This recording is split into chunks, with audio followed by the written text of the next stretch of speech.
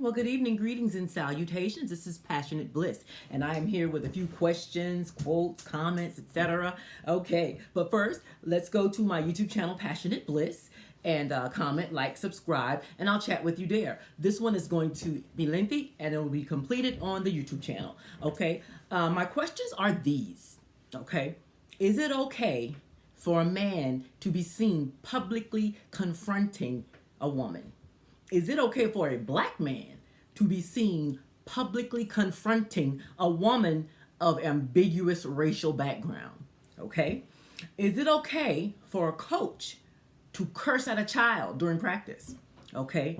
And what would a parent, you know what? You don't even have to be a parent for this one. What would you expect as a thinking person that you're going to get from a retired NFL player nicknamed by the NFL as Beast Mode? What do you think you're going to get with him as a coach? Okay? That's just a question that I had. And my comment for today is this. It's from Dan Birdwell. He said you have to play this game like somebody just hit your mother. That's the culture. Okay? And so my comments are these. Someone asked me would I have been upset by the incident that I'm going to talk about. And my answer is no. Because I grew up in a military town, okay? We have the Marine Corps Recruit Depot here in my town. And I have seen those drill instructors on the field in the hot sun up under those boys' hats, yelling and screaming in their face. That's training to me. So no, I wouldn't have been upset if he had said the things that Marshan Lynch said.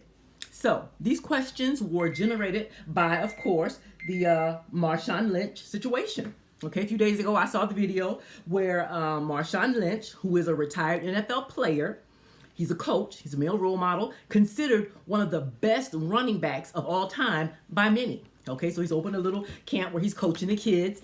And the way I saw the footage, the video was of the mom.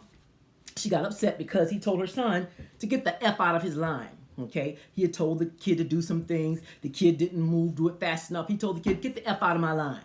Okay. I think that's part of coaching, but apparently she didn't. She got upset. She said, nobody talks to my son like that, blah, blah, blah. She went and gave the jersey back, cursed out his assistant in return, okay? And so then it escalated from there. When he went to go and speak to her about it, he said, do you have a man with you? Do you have a man present? She gets upset about that, says, what does that have to do with anything? Then she said that he was, what did she say, was sexist, okay?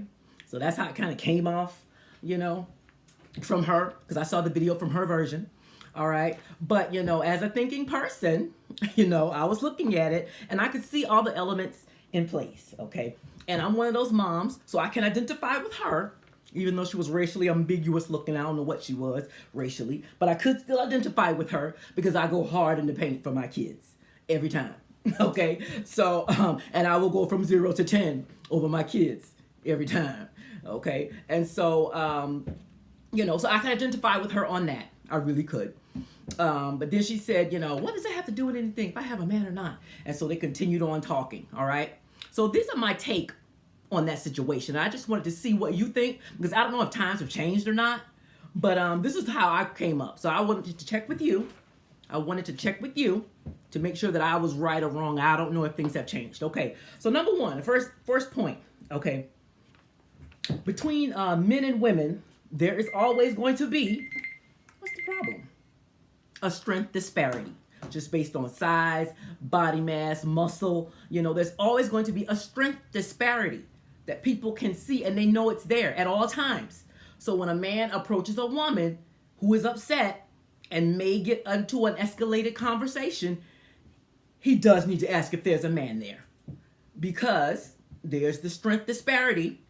And if she has a man there, he is going to go into protector mode, because that's his job as her man. He is to protect her. And if he sees her over there getting worked up and another man is in her face, oh, absolutely, he's going to approach that situation in protector mode. And so there's a liability there for him, you know. So he does need to ask, absolutely, it's not sexist, do you have a man here? Okay, because, you know, he needs to respect that man, because we are, you know, well, where I'm from, it's well known, well understood that you don't check another man's wife. You don't check another man's girl. Okay, that's his job to check her if she's out of pocket. So he was correct to ask that. Okay, and I know that that's part of the man code because my daddy told me. Matter of fact, I got into an argument with my own mama, and my daddy told me, "You don't talk to my wife like that. If you got a problem with my wife, you address me, but you don't talk to my wife like that." I was a young girl. Okay, and he checked me over my own mama, so I know that's part of the code. And so I know from a young age you don't check another man's wife. You let him know what happened. So he was absolutely correct because of number one, the strength disparity, and number two, you don't check another man's wife. Okay? Let's see, what else was the other point? Each and every man, because of the times we live in the back of his head is swimming around the Me Too movement.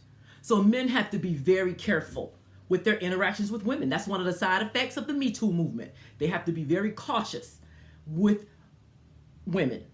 And he maybe wanted a witness. Okay? Another person, another man, So again, he was appropriate to ask, do you have a man here? Okay? Because of that alone. And then also there is the contact sport culture. Okay? And she may not get that, but another man will. They talk to each other. Do you think that they are whispering sweet nothings in the NFL, on the field, and at coach and at practice and on the bench? Do you think they're whispering sweet nothings? Okay, they're not. That's a contact sport. And apparently you have to play it like somebody just hit your mother. Okay? So no, they're not talking sweetly to each other, ma'am. Okay? So if you thought that you were going to take your son there to his camp and he was going to be spoken sweetly to, I wonder about you. Upstairs. Okay? And so the woman actually didn't bring in the sexist point at first. When she was being interviewed by a reporter, the reporter goaded her into saying she thought it was sexist. Okay? And she went right along with it. So, I don't know how bright this lady is. I don't know, who she is or, what she was expecting. But kind of, sort of to me, I would expect a little rough talk. Okay? If you don't want that for your kid, take him to violin lessons, where he will be sweet talked and coddled. Because apparently that's not what you want for him, is to level up in the NFL, okay? Because as he gets to those levels, that's what he's going to get, all right? And so I feel like in this particular case, Marshan Lynch, I couldn't side with the female on this one, girls. In this particular case, no, he was absolutely correct. I think from the beginning to the end, from cussing the boy to asking the lady, do you have a man? I think he was right all the way around. Let me know what you think, okay? I'll be here waiting to hear from you. Have sweet dreams. Wait to find them all real.